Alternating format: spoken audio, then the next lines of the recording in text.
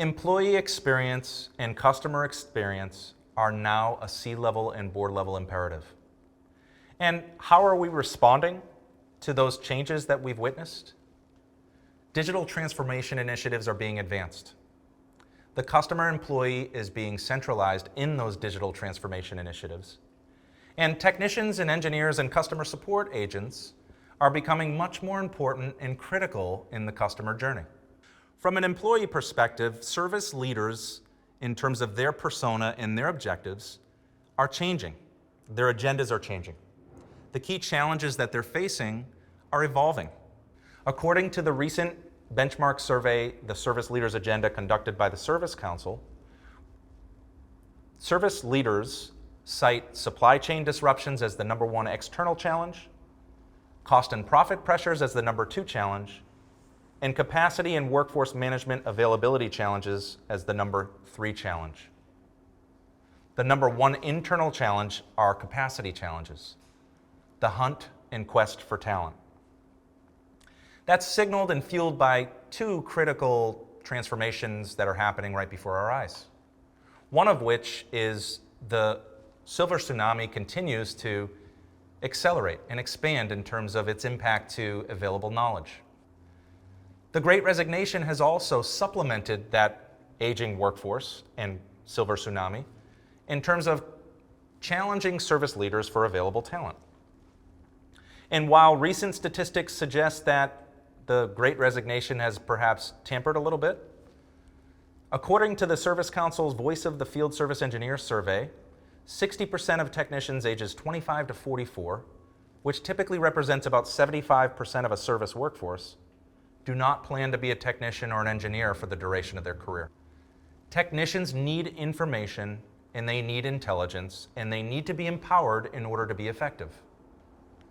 What does the technician and frontline service agent want? They want customer history. They want asset history. They want manuals and pre-briefs on service visits. They want knowledge-based articles. They also want the empowerment of being able to order parts in the field or perhaps amend and initiate adjacent work orders based on what they experience and encounter with the customer. According to the Voice of the Field Service Engineer survey from 2021, 91% of technicians agree that there is greater knowledge requirements in their job.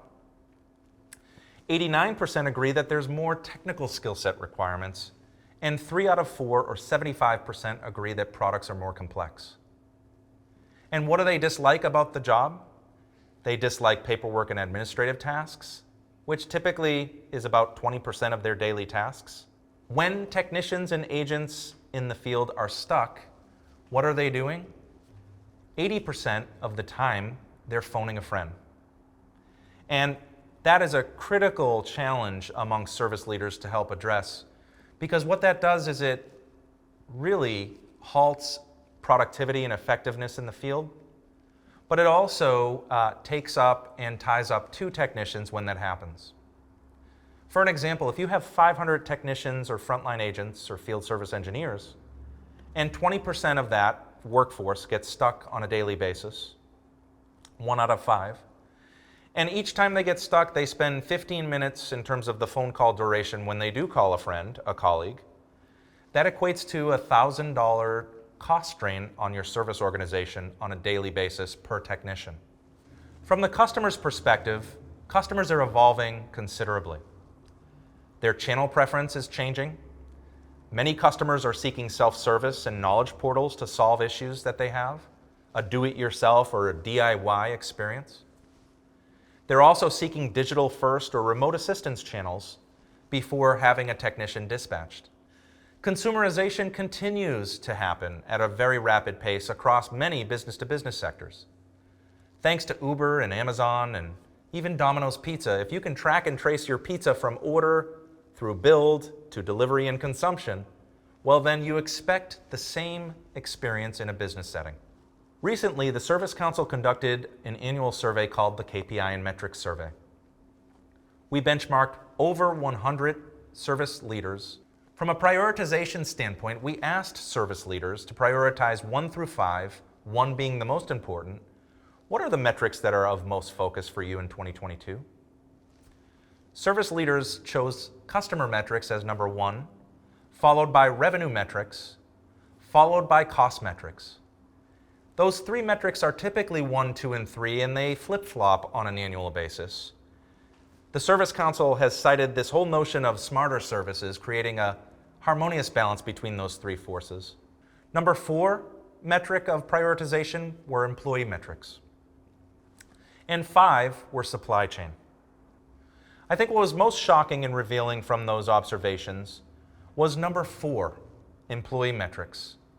With all the talk of employee challenges, the Great Resignation, mental health and wellness challenges, safety challenges, the challenge of knowledge exodus with the silver tsunami and the retiring workforce leaving the workplace, it was shocking that employee metrics was number 4 out of 5 metrics.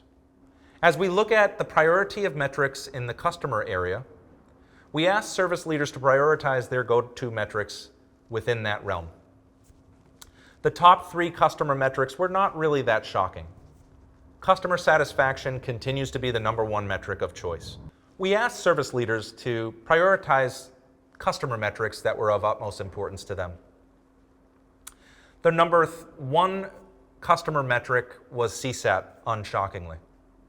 Organizations will continue to plug in with their customers with transactional and relationship surveys and the CSAT area. The number 2 metric of choice was Net Promoter Score. And while it's often debated whether or not it's flawed, it will continue to be an important metric for organizations. Customer retention was the number 3 metric. And one of the things that is starting to play out in our minds as we look at the research data is that we're moving towards a leading metric orientation versus a lagging metric orientation. Retention is really the effect, it's not the causal factor to customer challenges. And so many service leaders are starting to turn their attention towards customer effort. If you think about how difficult or how easy it is for a customer to seek and receive support, that's an important part of the journey. When they need something, they want it, and they want it quickly. So organizations are turning towards building an agile and an accessible platform for customers to engage. Looking at omni-channel and going back to understanding where and how are customers seeking support and service, whether it's via the web, via technical support, via a dispatch-centric methodology or a field service basis, or some other channel. If you think about leading versus lagging metrics, effect metrics are really lagging metrics. It's the outcome. The causal factors are those leading metrics that are causing the issues within that customer journey. And we would encourage service leaders to turn their attention towards those leading metrics, the customer effort orientation, or the why factor in terms of why customers are challenged when they seek support and service from their provider. When we turn our attention towards the employee side, there's really no shocker in terms of what service leaders are prioritizing in terms of employee metrics. Employee engagement is number 1, followed by retention, with number 3 being safety and mental health and wellness. One of the observations we have from the employee metric side is that we're seeing an evolution and a parallel of employee satisfaction transcending across the same evolution that customer metrics have. Customer metrics have transcended from customer satisfaction to customer effort, and we're seeing the same thing happen within the employee journey. We are encouraging service leaders to consider building an element of employee effort into their employee metrics side of their business, understanding the employee's journey. The difficulties and challenges of being a frontline field service technician continue to rise. It's a very rigorous world that they compete in and deliver their jobs in. It's also a very challenging world with respect to what they're encountering in the customer sentiment. Oftentimes they're walking into a very challenging situation with a customer, and so the effort to resolve those issues continues to rise. I would encourage service leaders to consider some of the trends and opportunities to improve upon the customer experience as well as the employee experience that we reviewed during my discussion today.